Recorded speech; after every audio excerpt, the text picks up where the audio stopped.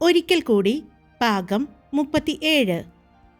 എൻ്റെയാണ്, എനിക്കുള്ളതാണ്, എനിക്ക് മാത്രമുള്ളതാണ്, എൻ്റെ മാത്രമാണ്, അതുകൊണ്ട് എനിക്ക് വേണം. ഇനി സമ്മതത്തിന് ഈ സൂരജ് കാത്തു നിൽക്കില്ല എന്ന് പറഞ്ഞ് അവൻ അവളുടെ നെറ്റിയിലൊന്ന് ചുംബിച്ചുകൊണ്ട് അവിടെ നിന്നും ഡോറ് തുറന്ന് പുറത്തേക്കിറങ്ങി. ദേവ അപ്പോഴും അവൻ കൊടുത്ത ആ ചുംബനത്തിലും ആ വേദനയിലും അങ്ങനെ തന്നെ നിന്നു.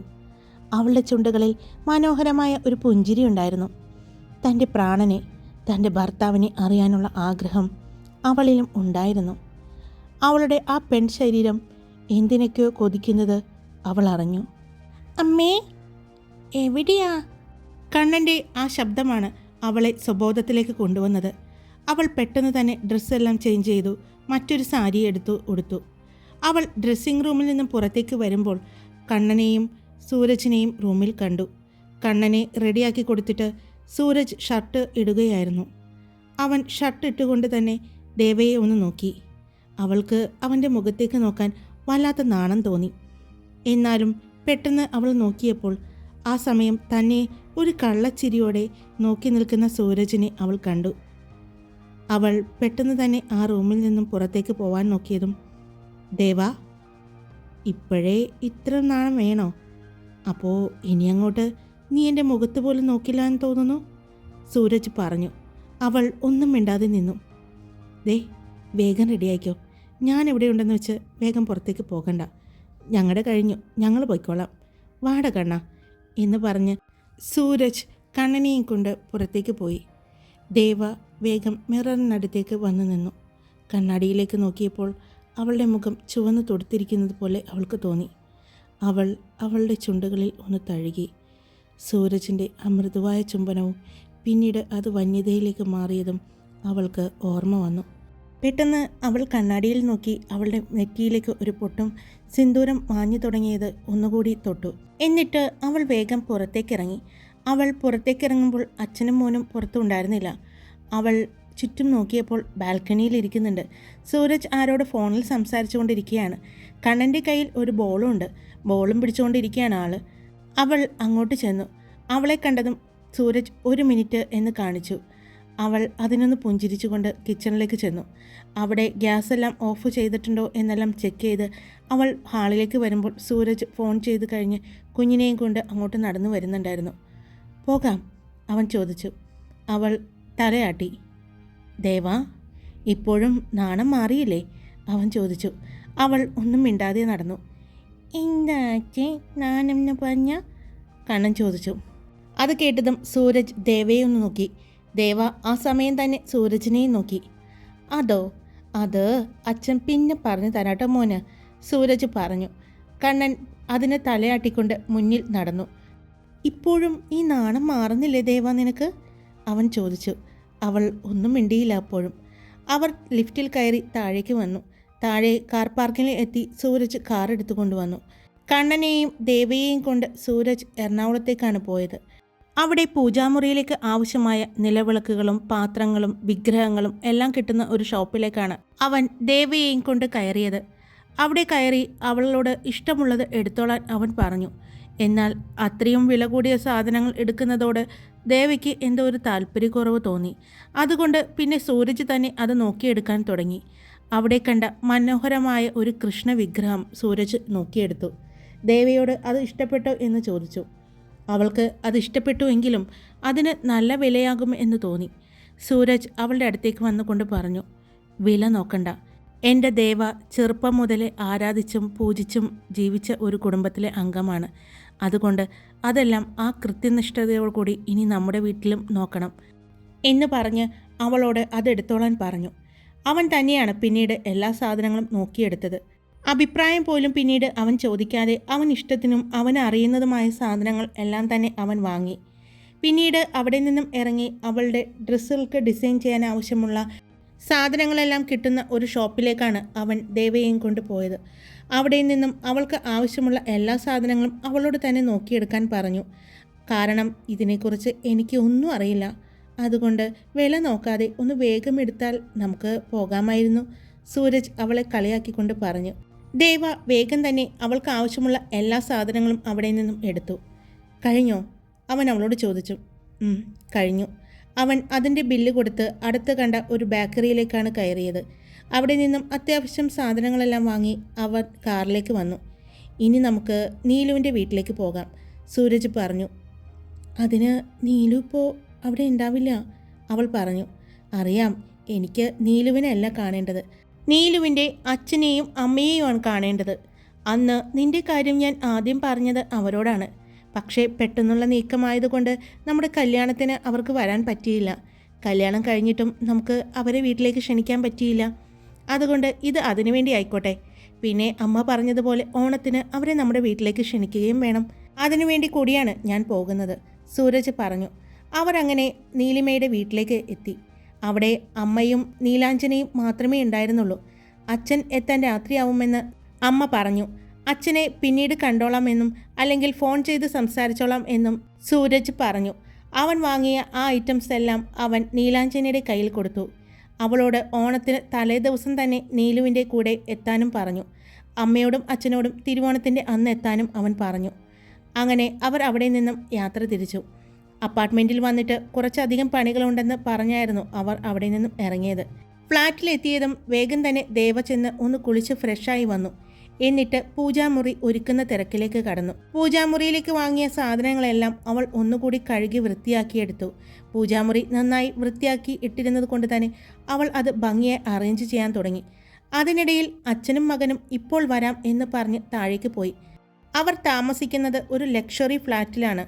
അതുകൊണ്ട് തന്നെ അവിടെയുള്ള ആളുകളെല്ലാം അത്യാവശ്യം അറിയപ്പെടുന്നവർ തന്നെയായിരുന്നു. അവിടെ താമസിക്കുന്നവർക്കുള്ള ജിമ്മും പ്ലേ ഗ്രൗണ്ട്, സ്വിമ്മിംഗ് പൂൾ, അങ്ങനെ എല്ലാവിധ അത്യാധുനിക സൗകര്യങ്ങളും കൂടിയ ഒരു അപ്പാർട്ട്മെൻറ്റ് സമുച്ചയം തന്നെയായിരുന്നു അത്. അതുകൊണ്ട് സൂരജ് കുഞ്ഞിനെയും കൊണ്ട് താഴെ പ്ലേ ഗ്രൗണ്ടിലേക്കാണ് പോയത്. സൂരജിനെ അവിടെയുള്ള എല്ലാവർക്കും പെട്ടെന്ന് തന്നെ മനസ്സിലായി. സൂരജിനെ അവർ ബഹുമാനത്തോടു കൂടിയും സ്നേഹത്തോടു കൂടിയുമാണ് സ്വീകരിച്ചതും സംസാരിച്ചതും. അവൻ്റെ കുഞ്ഞാണ് കണ്ണൻ എന്ന് പറഞ്ഞ് അവൻ എല്ലാവർക്കും കുഞ്ഞിനെ പരിചയപ്പെടുത്തി കൊടുത്തു. കണ്ണനെ അവരുടെ വീട്ടിലെ കുട്ടികളെല്ലാവരും കളിക്കാനായി വിളിച്ചു കൊണ്ടുപോവുകയും ചെയ്തു. പിന്നീട് സൂരജും അവിടെയുള്ളവരും തമ്മിൽ കുറച്ചുനേരം സംസാരിച്ചു കൊണ്ട് ഇരുന്നു. സംസാരിക്കുന്നതിൻ്റെ ഇടയിലും സൂരജ് കണ്ണനെ ശ്രദ്ധിക്കുന്നുണ്ടായിരുന്നു.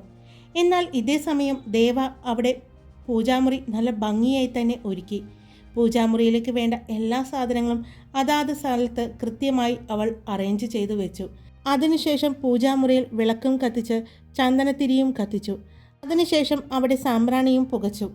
അവളുടെ വീട്ടിൽ അമ്മ സ്ഥിരം ചെയ്യുന്ന കുറേ കാര്യങ്ങളായിരുന്നു അതെല്ലാം തനിക്ക് വീണ്ടും ചെയ്യാൻ പറ്റിയതിൽ അവൾക്ക് ഒരുപാട് സന്തോഷം തോന്നി. അവൾ അതിനുശേഷം വേഗം കിച്ചണിലേക്കാണ് ചെന്നത്. രാത്രി സൂരജിന് ചപ്പാത്തി നിർബന്ധമായിരുന്നു. അതുകൊണ്ട് സൂരജിന് വേണ്ട ചപ്പാത്തിയെല്ലാം ഉണ്ടാക്കാൻ തുടങ്ങി. അതിനുശേഷം അതിനുള്ള ചിക്കൻ കറിയും സൂരജിന് ഫിഷ് ഫ്രൈ എല്ലാ ദിവസവും നിർബന്ധമായിരുന്നു. അതും അവൾ റെഡിയാക്കി വെച്ചു. എന്നിട്ടും അച്ഛനെയും മകനെയും അവൾ നോക്കി നിന്നു. കാണാതായപ്പോൾ അവൾ അവളുടെ ഡ്രസ്സിൻ്റെ ഡിസൈനിങ് ജോലിയിലേക്ക് കടക്കാമെന്ന് തീരുമാനിച്ചു. അവൾ സൂരജ് പറഞ്ഞ ആ റൂമിലേക്ക് കടക്കാൻ പോയപ്പോഴാണ് കോളിംഗ് ബെൽ അടിക്കുന്ന ശബ്ദം കേട്ടത്. സൂരജും കുഞ്ഞും ആയിരിക്കുമെന്ന് വിചാരിച്ചാണ് എവ ഡോറ് തുറന്നത്. മുന്നിൽ പുഞ്ചിരിച്ചുകൊണ്ട് സാക്ഷിയും രോഹനും നിൽക്കുന്നു. അവളെ കണ്ടതും സാക്ഷി വേഗം അവളെ വന്ന് കെട്ടിപ്പിടിച്ചു. രോഹൻ അപ്പോഴും 2 കൈകൾ നിറയെ എന്തൊക്കെയോ കവറുകളുമായി നിൽക്കുകയാണ്. അവന് കൈ നന്നായി വേദനിക്കുന്നുണ്ടെന്ന് അവൻ്റെ മുഖം കണ്ടപ്പോൾ മനസ്സിലായ ദേവ വേഗം അവൻ്റെ ഒരു കയ്യിൽ നിന്നും എല്ലാ സാധനങ്ങളും വാങ്ങി പിടിച്ചു.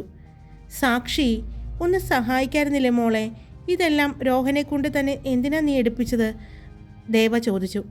ഞാൻ പറഞ്ഞത് എടുത്തി, ഞാൻ പിടിച്ചോളാന്ന്. അപ്പോൾ രോഹൻ പറഞ്ഞു, വേണ്ട, ഇതൊക്കെ എനിക്ക് സിമ്പിളാണെന്ന്. അങ്ങനെയാ അവൻ തന്നെ അതെല്ലാം പിടിച്ചത് അല്ലേ രോഹൻ? അവൾ ചോദിച്ചു. എൻ്റെ പൊന്ന് ദേവെടുത്തി, ഞാൻ എത്ര പ്രാവശ്യം പറഞ്ഞു തന്നോ ഇതിൽ നിന്നും 2 കവറെങ്കിലും പിടിക്കാൻ?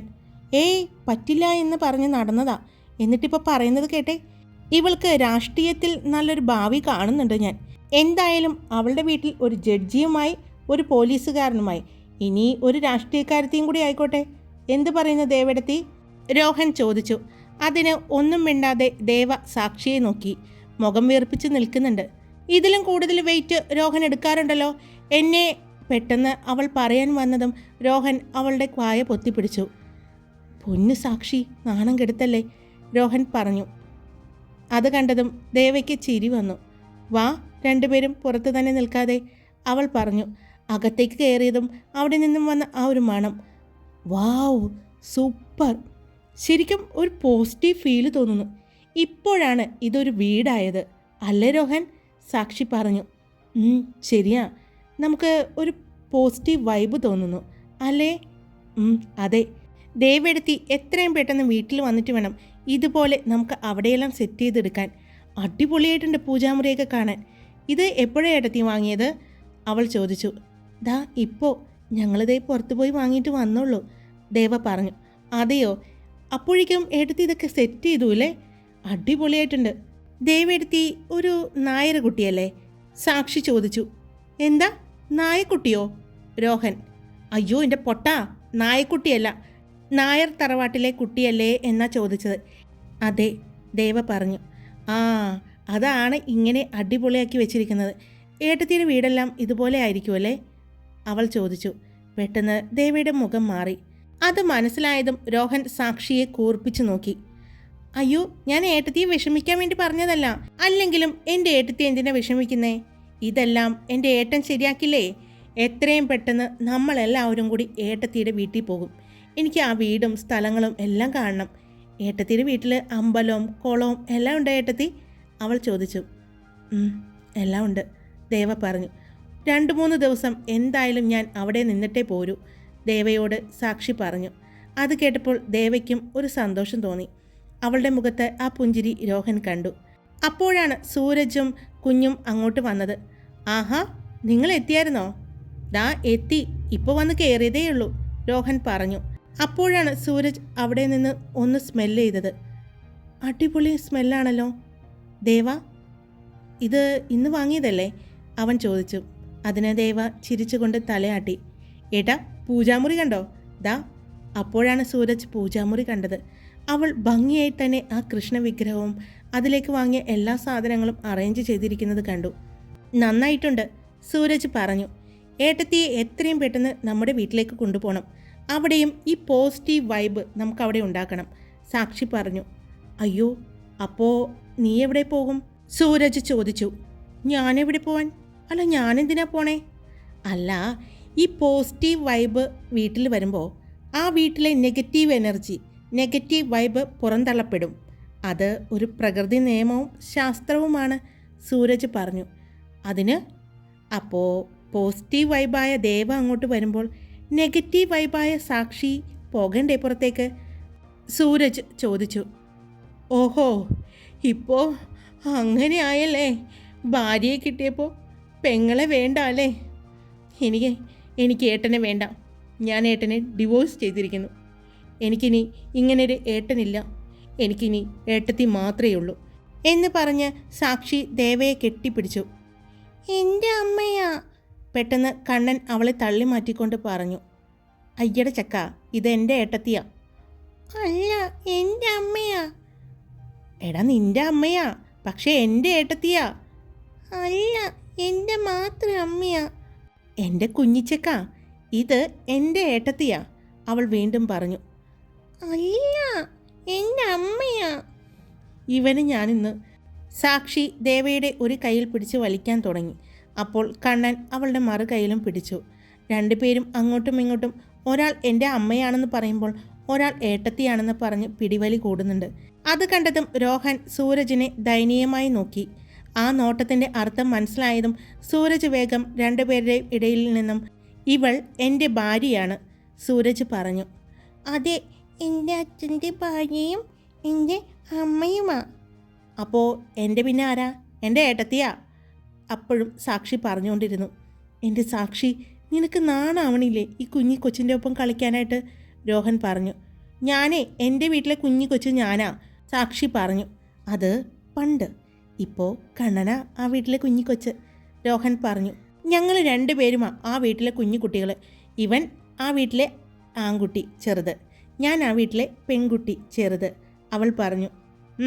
ഒരു 3 കൊല്ലം കഴിയുമ്പോൾ ഇവൻ്റെ തലയിലേക്ക് ഞാൻ ഏൽപ്പിച്ചു കൊടുക്കും. എൻ്റെ പൊന്നു രോഹ, നീ ദൈവത്തെ ഓർത്ത് ഇതിനെ ആ വീട്ടിൽ തന്നെ കെട്ടിയിട്ടേക്കണം. വല്ലപ്പോഴും ഞങ്ങൾക്ക് കാണണമെന്ന് തോന്നുമ്പോൾ ഞങ്ങൾ അവിടെ വന്ന് കണ്ടോളാം, സൂരജ് പറഞ്ഞു. മതി അവളെ ഇങ്ങനെ കളിയാക്കിയത്. നിങ്ങൾ ഒന്നും കഴിച്ചില്ലല്ലോ, ഞാൻ എന്തെങ്കിലും കഴിക്കാൻ എടുക്കട്ടെ?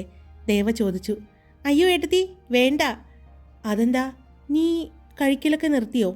അയ്യോ അല്ല, ഞാൻ ഉച്ചയ്ക്ക് ഒന്നും കഴിച്ചില്ല. വൈകിട്ട് ഇങ്ങോട്ട് വരുമെന്ന് എനിക്കറിയായിരുന്നു. അതുകൊണ്ട് വിശാലമായിട്ട് കഴിക്കാമല്ലോ എന്ന് വെച്ച് വയറൊന്ന് ഫ്രീ ആക്കിയിട്ടതാ. ദേവെടുത്തി, രാത്രിത്തേക്ക് എന്താ സ്പെഷ്യൽ? അവൾ ചോദിച്ചു. അത് ചിക്കൻ കറി വെച്ചിട്ടുണ്ട്, പിന്നെ ഫിഷ് കറിയുണ്ട്, ഫിഷ് ഫ്രൈയും ഉണ്ട്. ഓഹോ, ഭർത്താവിൻ്റെ ഇഷ്ടങ്ങൾക്ക് അനുസരിച്ച് പെരുമാറുന്ന ഒരു ഭാര്യ. എന്നാലും എൻ്റെ പൊന്നേട്ടാ, ഈ ഏട്ടത്തി നല്ലൊരു നായർ വീട്ടിലെ കുട്ടിയാണ്. എന്തിനാ അതിനെക്കൊണ്ട് ഈ മഹാപാപമെല്ലാം ചെയ്യിക്കുന്നത്? ഇറച്ചിയും മീനും അതൊക്കെ അവരുടെ ഇല്ലത്ത് നിഷിദ്ധ അല്ലേ ഏട്ടത്തി? അവൾ ചോദിച്ചു. ഇല്ലില്ല, ഞങ്ങളുടെ വീട്ടിൽ എല്ലാം ഉപയോഗിക്കും. അച്ഛനും അമ്മയും കഴിക്കില്ല എന്നേ ഉള്ളൂ. ഞങ്ങളെല്ലാവരും കഴിക്കും. അച്ഛന് ഉണ്ടാക്കി തരുന്നതിലൊന്നും ഒരു ബുദ്ധിമുട്ടും ഇല്ല കേട്ടോ. അറിയാലോ, ഞങ്ങൾ കാറ്ററിംഗ് സർവീസാണ്. അപ്പോൾ എല്ലാത്തരം വിഭവങ്ങളും ഉണ്ടാക്കണം. അച്ഛൻ മണം കൊണ്ട് എല്ലാം കണ്ടുപിടിക്കാറുണ്ട്. ഉപ്പില്ലെങ്കിലും മുളകില്ലെങ്കിലും എല്ലാം അച്ഛൻ പെട്ടെന്ന് കണ്ടുപിടിക്കും. അച്ഛനതിന് രുചിച്ച് നോക്കണ്ട. പിന്നെ അതിനു വേണ്ടി അച്ഛൻ ആളെയും നിർത്തിയിട്ടുണ്ട് കേട്ടോ. അതിന് അച്ഛൻ്റെ സഹായികളെല്ലാം തന്നെ മതി. എന്നാലും അച്ഛന് കഴിക്കില്ല. അത് എന്താന്ന് അച്ഛനോട് ഞാൻ ചോദിച്ചിട്ടുണ്ട്. അപ്പോൾ അച്ഛൻ പറയും ചെറുപ്പം മുതൽ ശീലിച്ചത് കൊണ്ടാണ് എന്ന്. അവൾ അച്ഛനെക്കുറിച്ച് പറയുമ്പോൾ ഒരുപാട് സംസാരിക്കുന്നതായി സൂരജിന് തോന്നി. അത്രമാത്രം ഈ പെണ്ണ് അവളുടെ അച്ഛനെ സ്നേഹിക്കുന്നുണ്ടെന്ന് സൂരജിനും എല്ലാവർക്കും മനസ്സിലാവുകയായിരുന്നു. ഏട്ടത്തി വിശക്കുന്നു, പെട്ടെന്ന് വിഷയം മാറ്റാനായി സാക്ഷി പറഞ്ഞു. അയ്യോ, നിങ്ങൾ വേഗം കൈ കഴുകിയിട്ടിരിക്കുക, ഞാനെല്ലാം എടുത്തു വയ്ക്കാം എന്ന് പറഞ്ഞ് ദേവ വേഗം കിച്ചണിലേക്ക് പോയി. അവൾ പോയതും സൂരജും സാക്ഷിയും രോഹനും അവൾ പോകുന്നത് നോക്കി നിന്നു. ഏട്ടത്തി ഒരുപാട് അച്ഛനെ സ്നേഹിക്കുന്നുണ്ടല്ലേ? സാക്ഷി ചോദിച്ചു. അതെ, അവൾ അമ്മയേക്കാൾ കൂടുതൽ ഇഷ്ടപ്പെടുന്നത് അവളുടെ അച്ഛനെയാണ്. അവളുടെ ഏറ്റവും വലിയ വിഷമവും അതുതന്നെയാണ്. അവളെ അത്രമാത്രം സ്നേഹിക്കുന്ന, അവളെയും അത്രമാത്രം സ്നേഹിക്കുന്ന അച്ഛൻ പോലും അവളെ മനസ്സിലാക്കിയില്ലല്ലോ, അവളെ വിശ്വസിച്ചില്ലല്ലോ എന്നുള്ളൊരു വിഷമമാണ് ആ പെണ്ണിന്. അതെന്തായാലും ഞാൻ മാറ്റിക്കൊടുക്കും. അവൾക്ക് ഏറ്റവും പ്രിയപ്പെട്ടതെല്ലാം ഈ സൂരജ് സത്യമൂർത്തി തിരിച്ചവൾക്ക് കൊടുക്കും, അവൻ പറഞ്ഞു. എല്ലാവരും ഒരുമിച്ചിരുന്ന് ഭക്ഷണം കഴിക്കാൻ തുടങ്ങി. ദേവ കണ്ണന് വാരിക്കൊടുത്തുകൊണ്ടിരിക്കുന്നുണ്ട്. അതിനിടയിൽ സാക്ഷിയുടെയും രോഹൻ്റെയും കുറുമ്പുകളുമുണ്ട്. പെട്ടെന്നാണ് വീണ്ടും കോളിംഗ് ബെൽ ശബ്ദം കേട്ടത്. ഞാൻ തുറക്കാം എന്ന് പറഞ്ഞ് വേഗം ദേവ ചെന്ന് ഡോറ് തുറന്നു. മുന്നിൽ രോഹിത്തായിരുന്നു. ആ, രോഹിത്തേട്ടനോ? അതെ, ഇങ്ങോട്ട് 2 പേര് വന്നിട്ടുണ്ടെന്ന് ഞാൻ അറിഞ്ഞു. നുഴഞ്ഞു കയറിയ 2 പിടിച്ച് പുറത്താക്കാൻ വേണ്ടി വന്നതാണ്, രോഹിത്ത് പറഞ്ഞു. ഭക്ഷണം കഴിക്കാൻ അവർ. വാ, രോഹിത്തേട്ടൻ എന്തെങ്കിലും കഴിച്ചായിരുന്നോ? ദേവ ചോദിച്ചു. ഇല്ല, ഇങ്ങോട്ട് വരുമ്പോൾ എന്തായാലും ഞങ്ങൾ കഴിക്കില്ലല്ലോ ദേവ, രോഹിത്ത് പറഞ്ഞു. വാ ഏട്ടാ. അവൾ അവനെയും കൊണ്ട് ഡൈനിങ് റൂമിലേക്ക് ചെല്ലുമ്പോൾ രോഹനും സാക്ഷിയും ഭക്ഷണം കഴിക്കുന്നത് കണ്ട്, ദേവ ഇനി വല്ലതും ഉണ്ടാവോ എനിക്ക് കഴിക്കാൻ? രോഹിത്ത് ചോദിച്ചു. ഉണ്ട്, ഏട്ടൻ ഇരിക്ക്, അവൾ പറഞ്ഞു. ആഹാ, നീയായിരുന്നോ? വാ വാ, ഇവിടെ ഇരിക്ക്, നമുക്ക് ഡിന്നർ കഴിക്കാം, സൂരജ് പറഞ്ഞു. അതിനുവേണ്ടിയാണ് ഞാൻ ഇങ്ങോട്ട് വന്നത്. അതെന്താ രോഹൻ, നിൻ്റെ വീട്ടിലൊന്നും ഉണ്ടാക്കുന്നില്ലേ ഇങ്ങോട്ട് വരാനായിട്ട്? സാക്ഷി ചോദിച്ചു. അയ്യോ, നിൻ്റെ വീട്ടിലൊന്നും ഉണ്ടാക്കാഞ്ഞിട്ടാണോ നീ ഇങ്ങോട്ട് വരുന്നത്? രോഹിത്ത് ചോദിച്ചു. എൻ്റെ ദൈവമേ, ഇവരെ 2 പേരെയും തന്നെ സഹിക്കാൻ പറ്റുന്നില്ല. അതിനിടയ്ക്ക് നീ കൂടി തുടങ്ങല്ലേ എൻ്റെ രോഹിത്ത്, സൂരജ് പറഞ്ഞു. എടാ, ഈ സാധനങ്ങളെ പറഞ്ഞു വിട്ട വേഗം. എപ്പോൾ വന്നതാണെന്നറിയോ വീട്ടിൽ നിന്ന്? എന്നെ അമ്മ വിളിച്ചിട്ടുണ്ടായിരുന്നു, 2 കാണാനില്ല എന്ന് പറഞ്ഞു. അമ്മയും അച്ഛനും പറയണ്ടായി ഒളിച്ചോടി പോയോ എന്ന്. പക്ഷേ അതൊരിക്കലും സംഭവിക്കില്ല എന്ന് ഞാൻ അവരോട് പറഞ്ഞു. നല്ല കാര്യങ്ങളൊന്നും അങ്ങനെ സംഭവിക്കില്ലല്ലോ, രോഹിത്ത് പറഞ്ഞു. ആഹാ, ഞങ്ങളെ 2 പേരെയും പറഞ്ഞു വിട്ടിട്ട് വേണം ഞങ്ങളുടെ വീട്ടിലെ സ്വത്തുക്കൾ മൊത്തം ഒറ്റയടിക്ക് അടിച്ചെടുക്കാൻ അല്ലേ? സാക്ഷി രോഹിത്തിനോട് ചോദിച്ചു. ഓ പിന്നെ, ഞങ്ങളുടെ വീട്ടിൽ സ്വത്ത് മുഴുവൻ നിങ്ങളെടുത്തോ, എനിക്കൊന്നും വേണ്ട സ്വത്ത്. എനിക്ക് ആരോഗ്യം തന്നിട്ടുണ്ട്, ഞാൻ അധ്വാനിച്ചുണ്ടാക്കിക്കോളാം, രോഹിത്ത് പറഞ്ഞു. എന്തോ? എങ്ങനെ? എന്ത് അധ്വാനം? ആ ഷോപ്പിൽ പോയി വാങ്ങി നോക്കിക്കല്ലേ, ഞാൻ കാണാറുണ്ട്. വലിയ മുതലാളിയാണെന്ന് പറഞ്ഞിട്ട് ആ ഷോപ്പിൽ ഇങ്ങനെ വന്ന് നടക്കും അങ്ങോട്ടും ഇങ്ങോട്ടും. എപ്പോഴും ആ സാരി സെക്ഷനിൽ കാണാനേ. എന്നാൽ ഇടയ്ക്ക് ആ കിഡ്സ് വെയറിലോ മെൻസ് വെയറിലോ ഒന്ന് പോയി നോക്കാൻ പാടില്ല. എപ്പോഴും ആ sari section, bridal section, churidar section, അവിടെ എല്ലാം ഇങ്ങനെ കറങ്ങി തിരിഞ്ഞ് നടക്കും. ഞാൻ നീലു ചേച്ചിയെ ഒന്ന് കാണുന്നുണ്ട്, കുറച്ച് പറയാനുണ്ട്, അവൾ പറഞ്ഞു. എൻ്റെ പൊന്നു മോളെ, ഞാനൊന്ന് പറഞ്ഞ് മനസ്സിലാക്കി എൻ്റെ ഭാഗത്തേക്ക് കൊണ്ടുവരുന്നതേയുള്ളൂ. നീ ദൈവത്തെ ഓർത്ത് കോളമാക്കല്ലേ, രോഹിത്ത് പറഞ്ഞു. ഞങ്ങളെ പേടിയുമാണ് എന്നാൽ ഞങ്ങളെ കളിയാക്കുന്നതിൽ ഒരു കുറവും വരുത്തരുത് കേട്ടോ, സാക്ഷി പറഞ്ഞു. രോഹിത്, നീ കഴിക്കേ, അവൾ അങ്ങനെ പറയും. അവൻ പറഞ്ഞതും വേഗം രോഹിത്തിന് ഭക്ഷണം വിളമ്പിക്കൊടുത്തു ദേവ. എല്ലാവരും കൂടി പിന്നെ അവിടെ ഇരുന്ന് സംസാരിച്ച് സമയം പോയത് അറിഞ്ഞില്ല. എല്ലാവരും പോകാനായിട്ട് ഇറങ്ങി. സൂരജ്, ഒന്നിങ്ങ് വന്നേ. രോഹിത് സൂരജിനെ വിളിച്ചുകൊണ്ട് മാറ്റി നിർത്തി സംസാരിക്കാൻ തുടങ്ങി. എന്താടാ, എന്താ കാര്യം? അത് ഇന്ന് ചെറിയൊരു പ്രശ്നം ഉണ്ടായിരുന്നു. എന്താ? ഇന്ന് ഷോപ്പിൽ അഭിറാമും നവ്യയും വന്നിട്ടുണ്ടായിരുന്നു. അതെ, ഇത് നീലു എന്നോട് കണ്ടപ്പോൾ പറഞ്ഞു. പക്ഷേ ഞാനതിനു മുമ്പ് അവരെ കണ്ടിരുന്നു. അതെയോ? അവർ ദേവയെ അന്വേഷിച്ചാണോ വന്നത്? അത് അറിയില്ലടാ, പക്ഷേ നല്ലൊരു പർച്ചേസിങ് നടത്തി. അതിനിടയ്ക്ക് ഞാൻ അറിഞ്ഞത് നവ്യ ദേവയെ അന്വേഷിച്ചു എന്നാണ്. ഒരു പക്ഷേ അഭിറാമിന് കാണിച്ചു കൊടുക്കാനായിരിക്കും. എനിക്ക് കാര്യം അത്ര വ്യക്തമായിട്ട് മനസ്സിലായിട്ടില്ല, രോഹിത് പറഞ്ഞു. ഞാൻ എന്തായാലും നീലുവിനോടും അനിലിനോടും പറഞ്ഞിട്ടുണ്ട് അഭിറാം അവിടെ വന്ന കാര്യം ദേവയെ അറിയിക്കേണ്ടെന്ന്. ഇപ്പോഴാണ് അതൊന്ന് സമാധാനമായിട്ട് ജീവിക്കാൻ തുടങ്ങിയത്. വെറുതെ അതിൻ്റെ മനസ്സിൽ ഒരു വിഷമം കുത്തിവെക്കണ്ട എന്ന് തോന്നി, രോഹിത് പറഞ്ഞു. ഞാൻ എന്തായാലും അന്വേഷിച്ചോളാം, സൂരജ് പറഞ്ഞു. എടാ, എന്നാലും നവ്യയും അഭിറാമും തമ്മിൽ... പെട്ടെന്ന് രോഹിത് പറഞ്ഞു നിർത്തി. നീ സംശയിക്കണ്ട, എനിക്ക് ചില സംശയങ്ങളുണ്ടായിരുന്നു. ഞാനത് ക്ലിയർ ചെയ്തിട്ടുണ്ട്. അവർ തമ്മിൽ തെറ്റായ ഒരു ബന്ധമുണ്ടോ എന്നല്ലേ നിൻ്റെ സംശയം? ഉണ്ട്. പല ദിവസങ്ങളും അഭിറാം നവ്യയുടെ കൂടെയാണ്. മാരിയേറ്റിൽ നവ്യയും അഭിറാമും പല ദിവസങ്ങളിലും ഒന്നിച്ച് ഒരു റൂമിൽ ഉണ്ടായിട്ടുണ്ട്, സൂരജ് പറഞ്ഞു. അപ്പോൾ നിനക്കിതറിയായിരുന്നോ? രോഹിത് ചോദിച്ചു. ഞാൻ പറഞ്ഞില്ലേ, ഞാൻ ചില അന്വേഷണങ്ങൾക്ക് പുറകിലാണെന്ന്. അത് മെയിനായിട്ടും നവ്യ അഭിറാം ബന്ധം തന്നെയായിരുന്നു. അവൾ എന്നെ വിവാഹം കഴിക്കാൻ ആലോചിച്ച് എൻ്റെ അച്ഛൻ്റെയും അമ്മയുടെയും അടുത്തേക്ക് അവളുടെ വീട്ടുകാരെ വിട്ടപ്പോൾ മുതൽ ഞാൻ അവളെക്കുറിച്ച് അന്വേഷിച്ചിരുന്നു. അതിന് മെയിനായിട്ട് വേറൊരു കാരണം കൂടിയുണ്ട് കേട്ടോ. ഒരു ദിവസം ഞാൻ അവരെ രണ്ടുപേരെയും എൻ്റെ കണ്ണാലെ കണ്ടതും കൂടിയാണ്.